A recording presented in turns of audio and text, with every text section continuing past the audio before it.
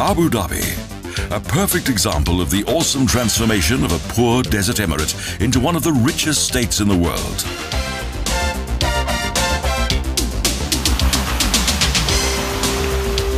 The capital city of the largest of the United Arab Emirates is like something from the 1001 Nights.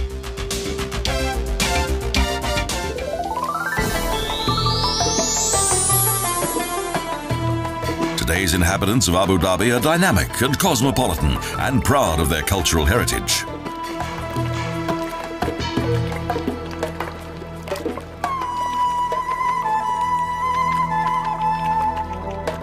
Each day the fishermen go out in their boats and early in the morning return with their catch.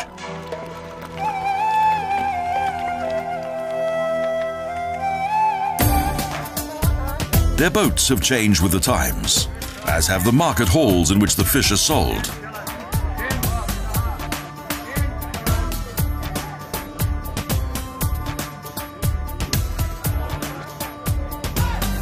The variety of fish makes a wonderful display.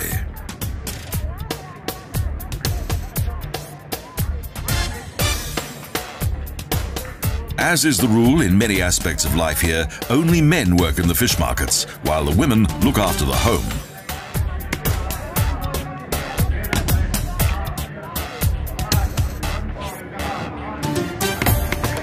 The fish is closely examined prior to purchase and is efficiently prepared for sale.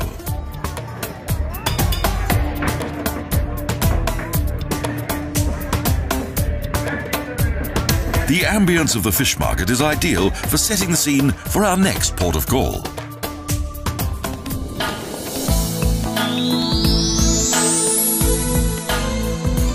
The beautiful Heritage Village is situated opposite the imposing skyline of Abu Dhabi, on an artificial island just off the coast, Wavebreaker Dam. In traditional small mud huts, various craftsmen demonstrate their skills to onlookers.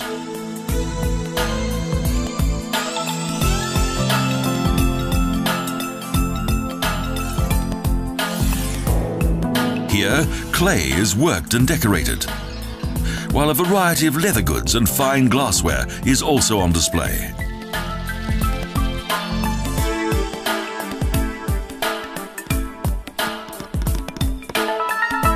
Wood is also worked here, and there's an interesting assortment of knives and daggers.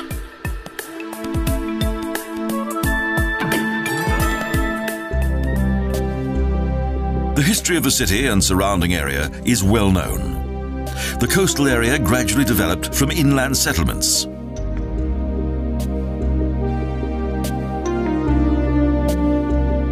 The earliest traces of human civilization here date back to the Bronze Age.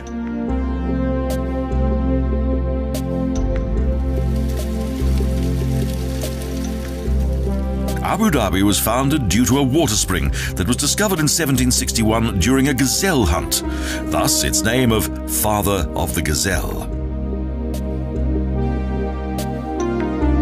In 1793, the ruling Al Nahyan family moved from the Liwa oasis to the coast and to the shores of the Arabian Gulf.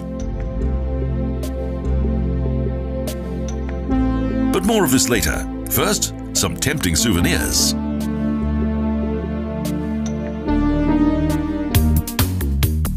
In 2004, when Sheikh Khalifa bin Zayed Al Nahyan succeeded his father, he proclaimed that Abu Dhabi would become a splendid holiday resort. And now his words have become reality.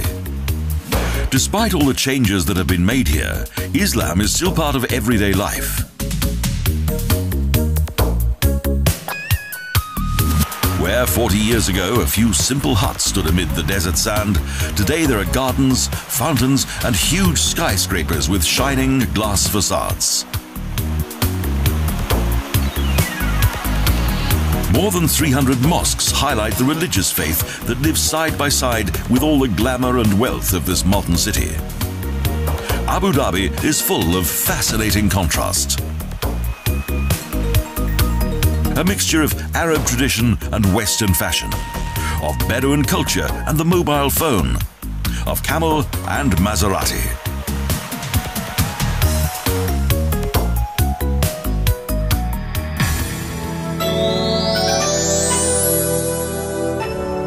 However, back to history. The water spring subsequently became protected by the White Fortress of Qasir al-Hosn. It became the residence of the reigning Al Nahyan family.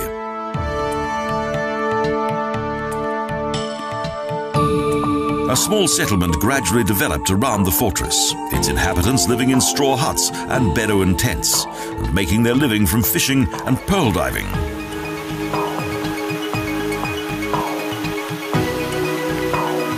A sheikhdom was created, one that is now a Gulf state.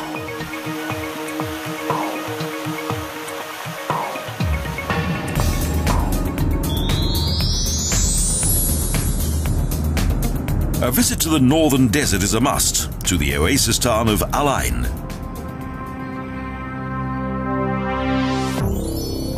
Fort Jahili protects this green desert town that is located halfway between the east and west coasts.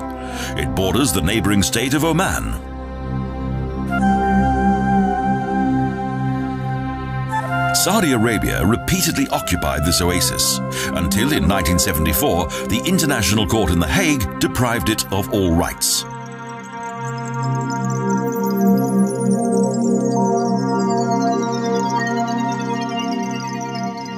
Today, Oman and the United Arab Emirates share the 9-oasis village of the Buraimi Oasis that contains more than 200 springs and wells.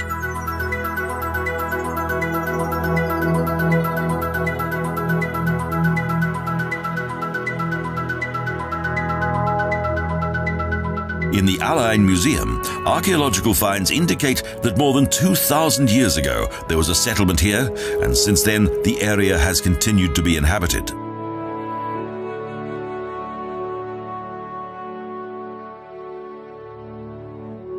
Thanks to the abundant water supply in the oasis, permanent settlements originated and its inhabitants cultivated the land and bred cattle.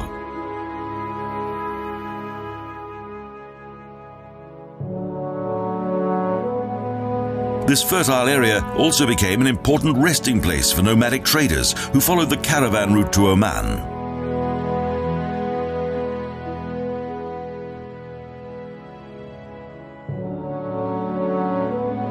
This, along with the Liwa Oasis, was the birthplace of the Emirate. And at the end of the 19th century, the 18 historic forts that were built here became the residences of various sheikhs. The people here are proud of their ancient texts and books that are kept safe in glass cabinets. They record the culture of this region.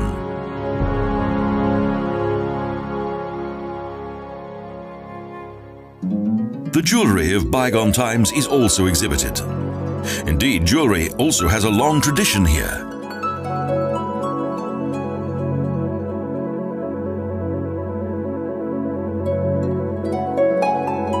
The women once wore large and heavy items of jewellery on long-sleeved clothing.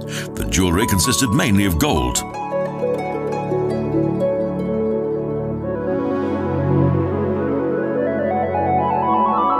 The burqa was common, and the painting of the hands with henna was a necessity for those Bedouin women who wanted to be fashionable.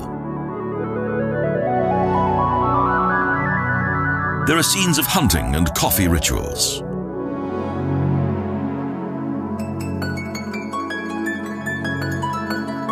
And posing with frightening weapons. The creatures of the desert also have their own exhibition, including noble birds of prey.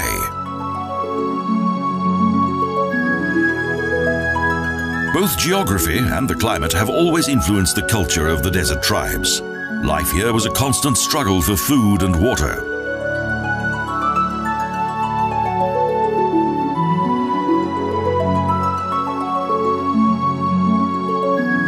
Simple rowing boats with sails, primeval buildings, and wall paintings indicate a culture that dates back to prehistoric times.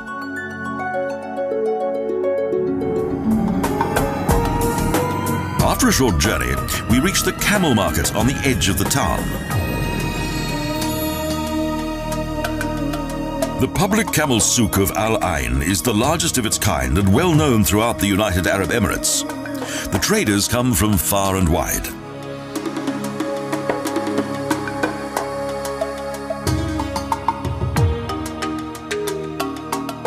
Simple fences separate the enclosures in which the camels are secured day and night, waiting to be sold. They're tended to mainly by Pakistani handlers.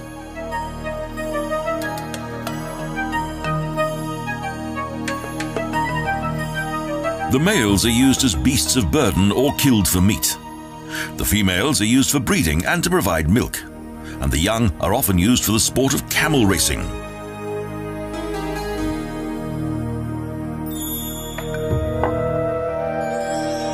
Although these ships of the desert no longer play a vital role in today's environment, they have always been closely associated with the life of the Bedouin.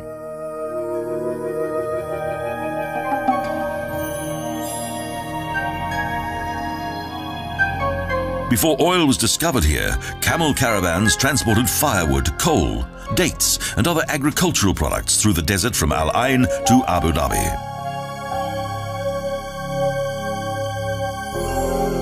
Without the camel, man would not have been able to survive here. These strong and hardy animals have always been the means by which the Bedouin have survived the hardships of the desert.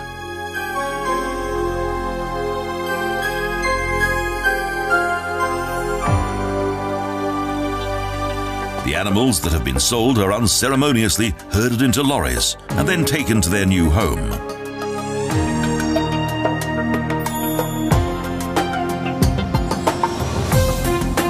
A wide highway travels across the desert,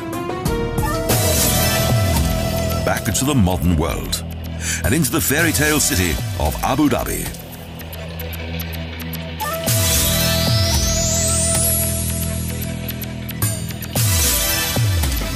Gleaming skyscrapers surround an ancient souk, the main market that stocks just about everything, and also makes repairs too.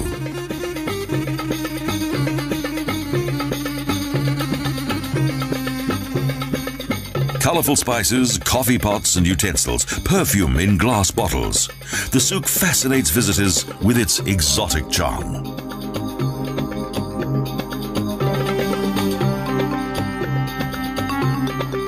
Here, shopping is always popular.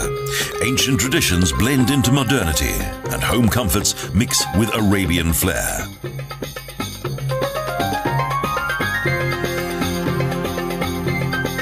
The old souk has earned its right to exist alongside modern shopping malls.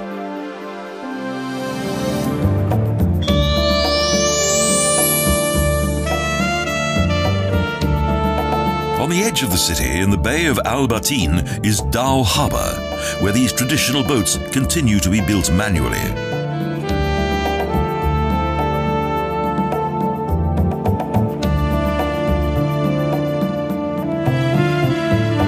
Dhow is a collective term for various types of wooden boat in the Arab countries.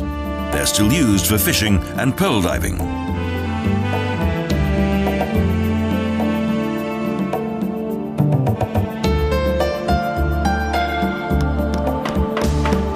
They've always been built in more or less the same way. Indian teak wood is still worked by hand, and almost no machinery is used.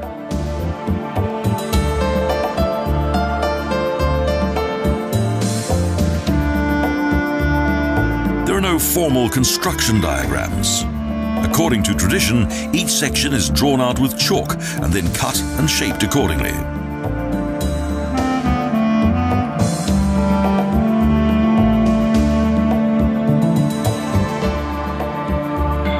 The Dhow is a highly successful sailing ship. Arab traders once sailed to Pakistan and Persia in these marvelous boats.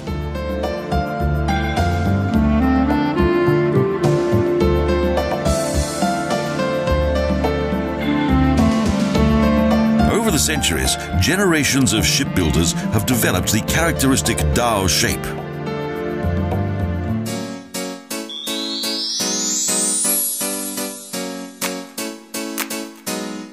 By contrast, we visit the Marina and Yacht Club.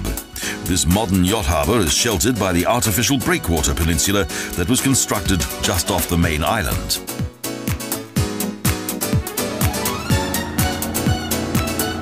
The local people once earned their living here from fishing and pearl diving until, in the 1930s, the economy collapsed. It was catastrophic.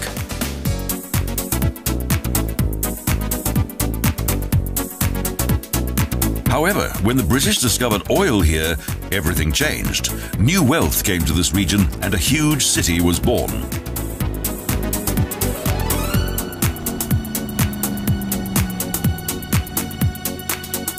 A gigantic island-like protective dam was built, and this modern yacht harbour became part of it.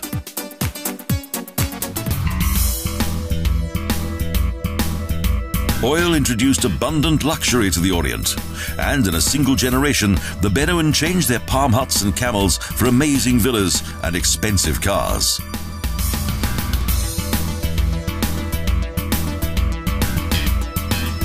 It's difficult to believe it now, but there were no proper roads or cars here until 1950, no doctors and no schools, and there was 100% illiteracy.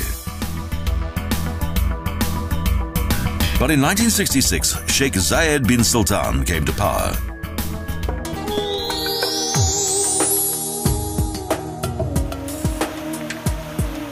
Corniche Gardens lie between the Corniche, a 6-kilometre-long coastal avenue, and the city with a skyline dominated by skyscrapers.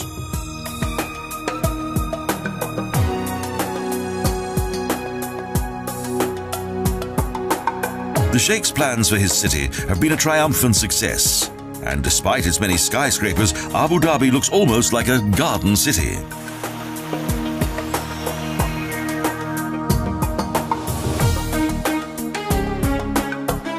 Where quite recently camels walked through the desert sand and nomads erected their tents, today there's flowing water and pretty flowers.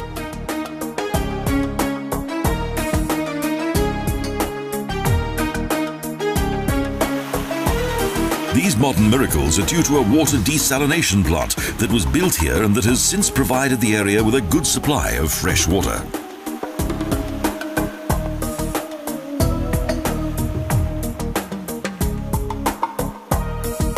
Roads, houses and schools were built, and a land allocation program was introduced. Everyone was given a house and the right to have their own business.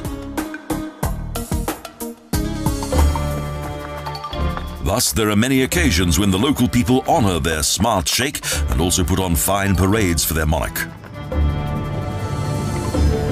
The newly erected mosque at the entrance to the city was built to commemorate the Prophet Muhammad, whose life serves as the template for the daily life and politics of today.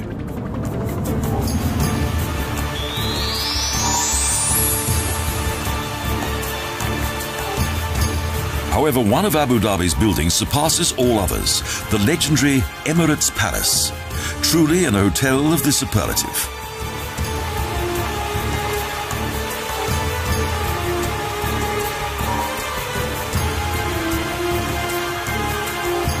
To further enhance the prestige of this tiny emirate, in 2001 construction of this outstanding building began.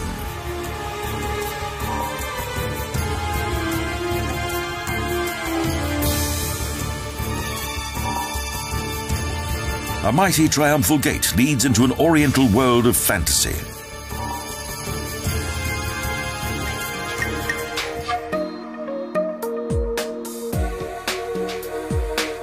Those who created this building in the Emirates wanted more than just a luxury hotel. The Emirates Palace was also to be an important symbol.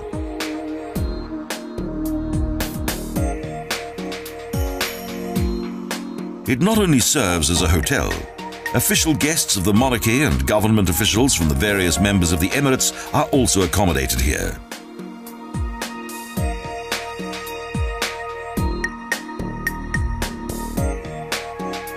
No expense was spared for its construction. It was designed by the architects Wimberley, Allison, Tong and Gu.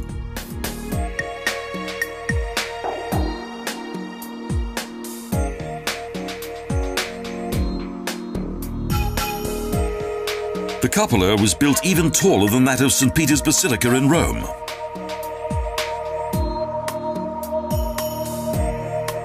Sheikh Zayed Al Nahyan does nothing on a small scale.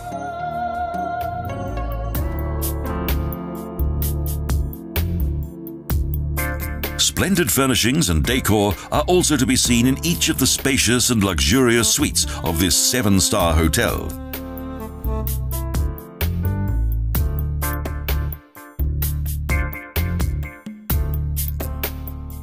The cost of creating the Emirates Palace was enormous, but it is now the source of much well-earned prestige.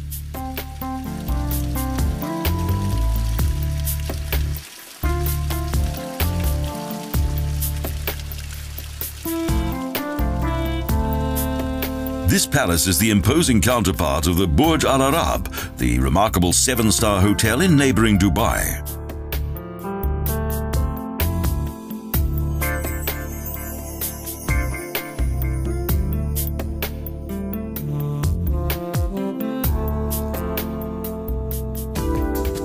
It's not difficult to understand how Abu Dhabi's Emirates Palace cost $3 billion to build, a record-breaking sum.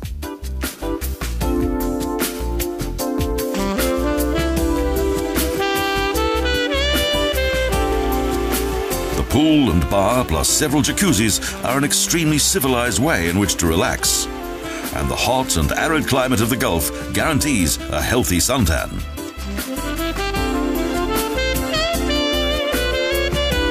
This spacious outdoor area was designed with Arabian design elements very much in mind.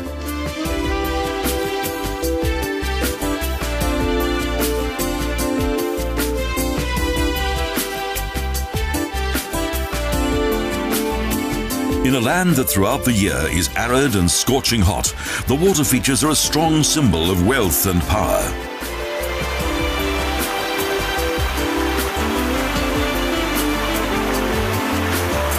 It's an Arabian dream come true.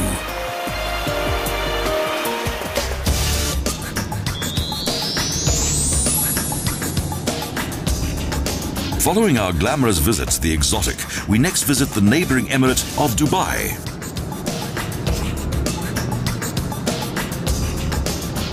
Wadi driving on multi-terrain vehicles across the desert's gravel roads and into the rugged terrain of the Hijaz Mountains. The route leads high into the mountains. We travel past steep, strangely shaped rocks. Deep canyons alternate with undulating terrain. Mountain nomads use the remote landscape as pasture for their goats and sheep.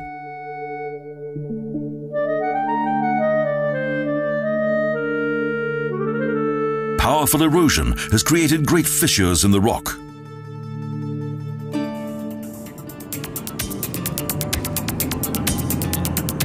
We travel past several small communities, each with its own waterhole.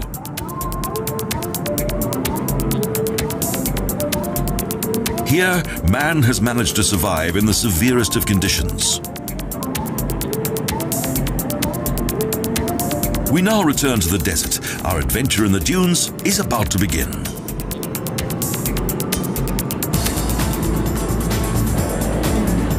Traveling up and down the dunes in an all-terrain vehicle is quite a thrill. Dune riding is extremely popular with holidaymakers.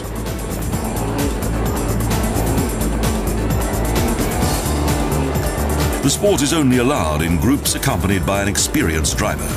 The vehicles are equipped with a special air filter that makes it possible for them to endure the harsh conditions.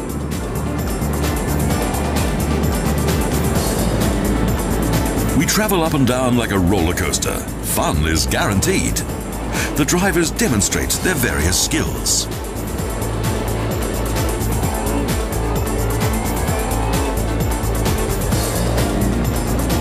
The dunes are conquered at high speed. When the landscape becomes flatter, we begin to travel as on a normal road.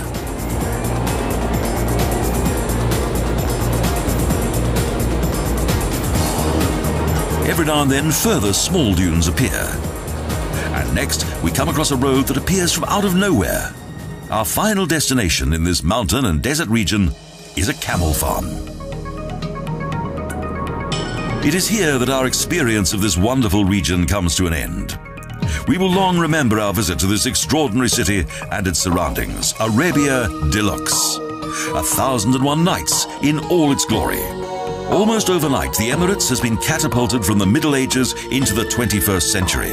Next to follow the oil boom is tourism. And no doubt, Abu Dhabi will make a fortune out of that too.